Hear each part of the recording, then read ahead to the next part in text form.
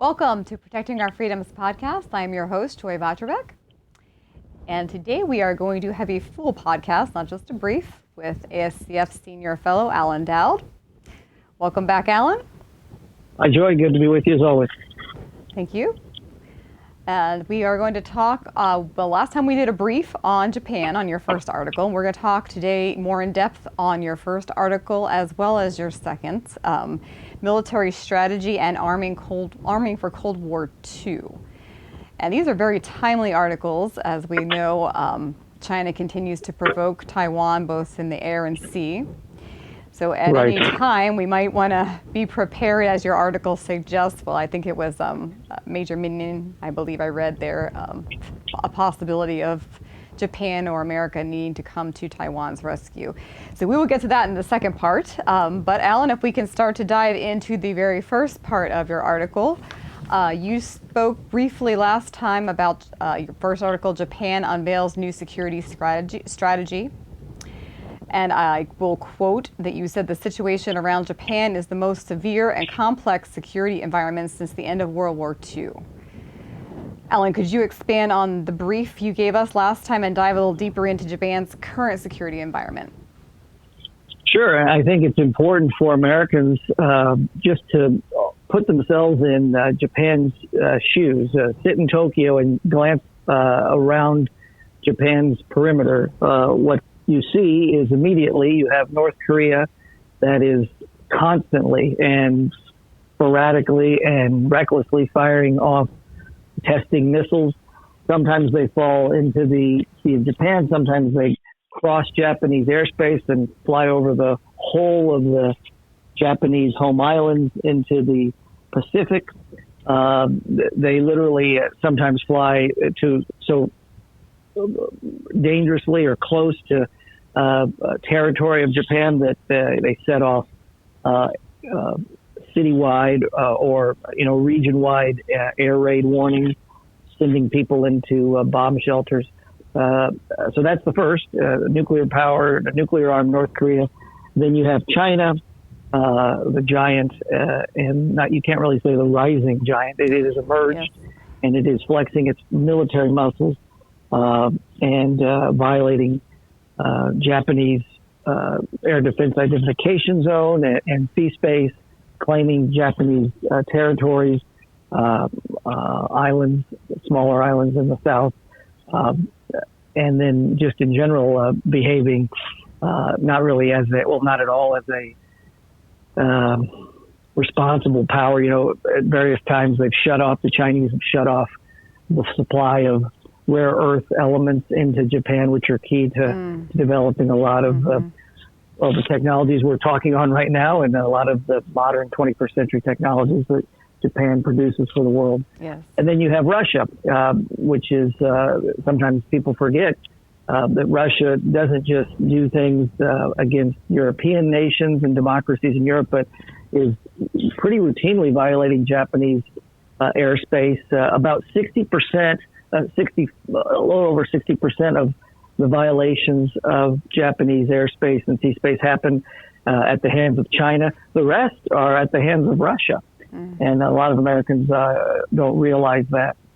And then finally, there's in the cyber realm, in that new domain, that new theater, the North Koreans and the Chinese are constantly doing more than harassing Japanese industry and government, but really at times disabling and even destroying critical infrastructure in the cyberspace. According to the Japanese government. So that's just a quick, basically a 360-degree multi-domain look at the threats that face Japan, and they are serious and they are really on their doorstep.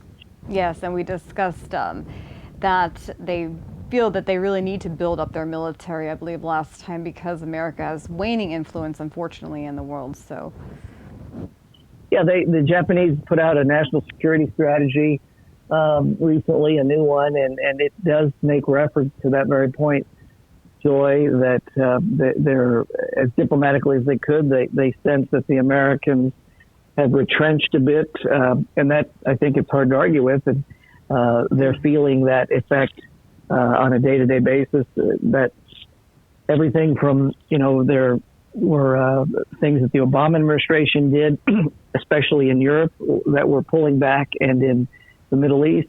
The Trump administration continued that, especially in the Middle East, and then made a lot of really, I think, counterproductive comments about the South Korean and Japanese allies. And then the Biden administration's example that I think the Japanese even cited is the Afghan pullout, which was, we could debate about whether it was the right thing to do. I don't think there's any debate about we did it the wrong way. That was incredibly destabilizing to allies and friends to see those images. So I think you're right, Joy, that Japan is sensing that Americans are in a pulling back mode right now, and have been for several years. This is not new.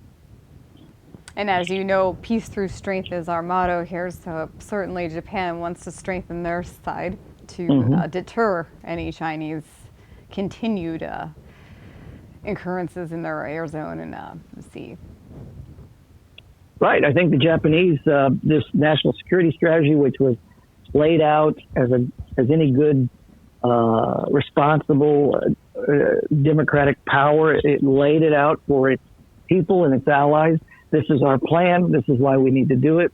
And a key part of the plan is to double defense spending as a percentage of GDP in a very rapid time. In less than 5 years, they plan to do that, and I would submit they're going to do that. The Japanese government often does not have to deal with some of the zigzagging that other governments do, democratic governments do, and they stick to a plan, they get to it, and I think they will, in the next less than 5 years, get to that doubling their defense spending as a percent of GDP, because they believe that is a way to deter the Japanese, the North Koreans, and the Russians.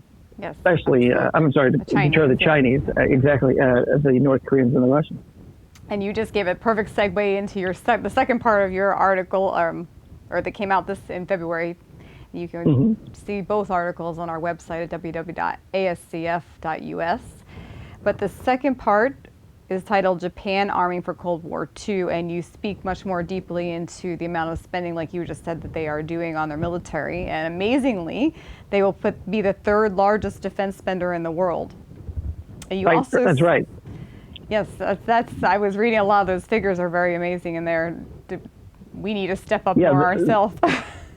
That's right, Joy. They will dislodge, if their projections hold and current spending by other powers hold, they'll dislodge India as the third largest defense spender in the world, and they'll move in behind the United States and China. And that's a good thing for the United States, because the United States is closely tied and allied to Japan. So that's literally, Japan is a force multiplier, has been for some time with the U.S., a close ally. And it's also good that India is moving closer, by the way, to the United States than it's ever been there. So that's a good thing. But yes, they will, their plan, Joy, and I write about this, and I include the links to their national security strategy. Their plan is to add $287 billion in new, unplanned for, unforeseen defense spending in the next less than 5 years. That's a lot of resources for any country, but especially for Japan, which has a GDP that's a fraction the size of America. So they are going to be putting a lot into defense, and it is defense. It is deterrent. It's deterrent spending. They don't intend to, and they don't plan to, and they won't threaten other countries with that. They only want to defend their interests and their territory, and they're a good ally. Absolutely. And you just segued right into that, too, as I was going to speak to you speak in your article about the stronger alliances. If you could expand a little on how Japan is becoming a leader in the Indo-Pacific part, aside from the military buildup. Sure. Military is part of it, and it's a significant part of it, but Japan's also taking initiatives like signing reciprocal access agreements, RAAs, with partners like Britain and Australia, which basically that allows British forces to deploy into Japan, and Japan to work with British forces over on the other side of the planet. And it allows Australian forces to deploy in Japan in a very smooth way for joint maneuvers, joint training, and if necessary, joint operations. Those kinds of things are really important to what the term, and I'm sure our listeners do, interoperability, and promoting the kinds of things that allies need to do to prevent war, to send a signal to China that you can't do these things, because if you do them, you're going to be facing not one-on-one, you're going to be facing 1-on-4 or 1-on-5, and it's going to be not a fair fight. And that should be enough reason not to take the actions that the Chinese might want to take. So those are important, those RAs. Plus, Japan is helping train and equip other partners in the region, including the Indonesians, the Philippine armed forces. So they're taking some important steps. And then, I think I mentioned in that essay that Japan participated for the first ever time in the NATO summit, the NATO summit of heads of state. That's a very big signal for Japan to send, and for the alliance, the NATO alliance, to send, and the signal's going right to China. That again, this isn't going to be a one-on-one issue. If you move on Taiwan, if you move against some Japanese island, or move against one of the 16 countries with which China has territorial disputes, by the way, this won't be a one-on-one situation. I think those are all actions the Japanese are taking, again, to send deterrent signals. Yes, and I also read in there where you stated they were sending aid to Ukraine, so another signal that they're united with. Absolutely, and the Japanese recognize, I think, as all responsible democracies, that the battle over Ukraine is not quarantined or contained, and its effects won't be to Europe. If it goes the way Putin wants it to go, that is going to have a terrible effect on the situation in and around Taiwan. If it goes the way the free world is hoping and working and fighting, and in the case of, and spending a lot of money, and in the case of Ukraine, bleeding over, it's going to help prevent Taiwan from coming under assault. So, by the way, there's nothing new there, Joy. Some people say, what's this have to do? These are all disparate things. No, just like during Cold War I, what happened in West Berlin had an effect on what was happening on the other side of the world. What happened in South Korea had an effect on what was happening in the other side of the world. What happened in Egypt or Israel was having an effect on the other side of the world. In global context, they are truly global, and we have to understand Ukraine, Taiwan are basically fronts in a wider conflict and struggle against despot regimes or autocrats, or whatever term you want to use for China and Russia. Certainly, yes, we're seeing the effects of the war in Ukraine on the whole global system. Right. And now circling back to what we were talking about in the very beginning, in Taiwan, and in your article you stated that General Michael A. Minahan, I'm saying that correctly. I don't know how you pronounce his name. Sorry if I got that one a little off, but U.S. Air Commander believes we will be in a fight over Taiwan by 2025. That's coming up pretty quickly. And Japan and America need to be ready. Right. Alan, do you think this is a reality, or is this more coercive talk from China? Well, he knows more than I do, so I only have access to here. Yes, but I only have access to open source materials. What he said, by the way, that was a memo. It was leaked. I suspect it was leaked purposely, again, as a signal. And what he has access to is a lot more intelligence than I do. But I know what Xi Jinping has said. I know Xi Jinping's goals because he says them. I know Xi Jinping's actions and the regime's military buildup, which is in a peacetime way. Some people argue it's the greatest peacetime buildup ever in the history of mankind, depending on how you count it. China now has the largest navy on earth. Yep. China will soon have, a larger nuclear strike capability than the United States, at least on ICBMs, land-based ICBMs, and on it goes.